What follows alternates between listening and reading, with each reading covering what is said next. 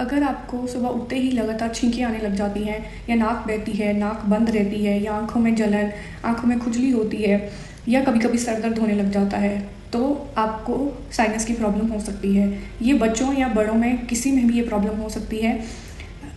Homeopathy में sinus का बहुत अच्छा ट्रीटमेंट है, लेकिन आज मैं आपको एक ऐसी होम्योपैथिक मेडिसिन बताने जा रही हूँ जिसको लेने से आपको तुरंत आराम मिल जाएगा।